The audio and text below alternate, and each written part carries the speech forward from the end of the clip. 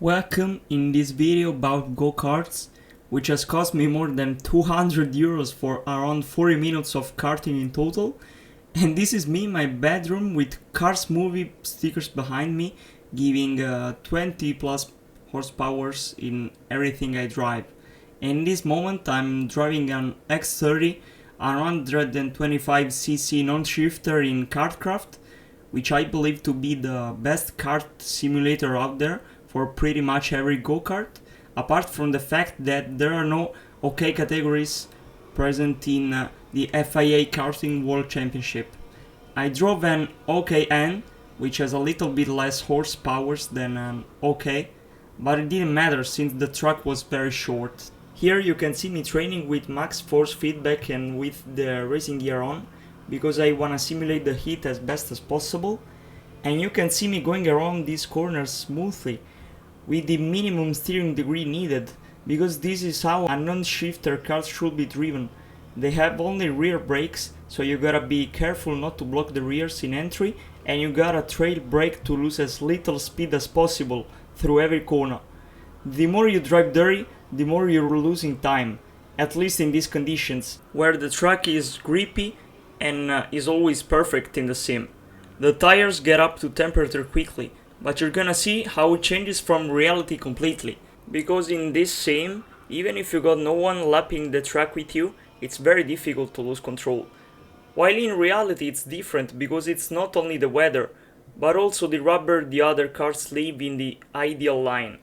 Here this is me thinking about going in the outlap fast to get the tires warmed up quicker, but you're gonna see how it ends, and we're gonna analyze it together.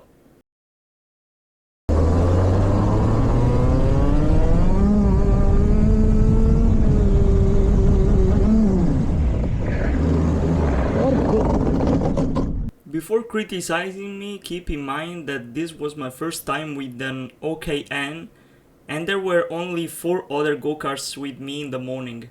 As you can see, I did a little bit of zigzag to warm up the tires, because that's what the sim has taught me.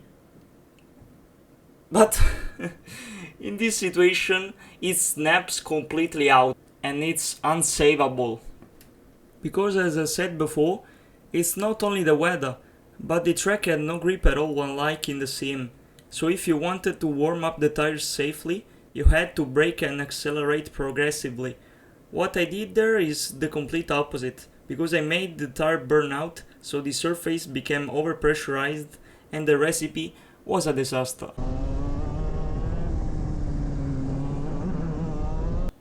As you can see, as soon as I turned in aggressively, the rear snapped, and it was impossible in these conditions to make it turn smoothly.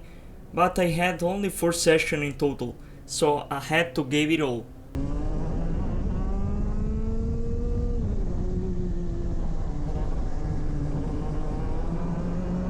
In this situation, what you should do is first keep the wheel as straightforward as possible to lose as little speed as possible in the main straight, and second, use all the track to add speed to your exit.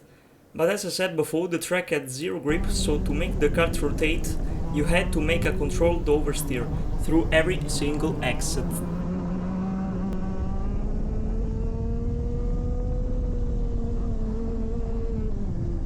Theoretically, I will be wasting time here, but you gotta adapt your driving style for every situation to be the fastest. This is why I think motorsport is pay to win, because in order to win you gotta buy more time with the go-kart, and spending time with the go-kart means spending like 600 euros per day.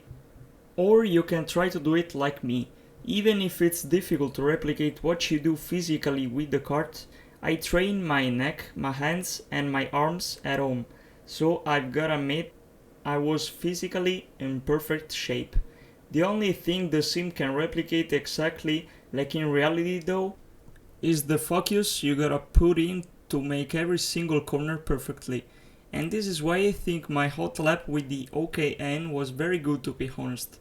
I used all the track I could, and I spent my little bit of time with the kart without looking bad, even if you compared me to the other 4 nationals drivers who were there. So in the end, enjoy my hot lap.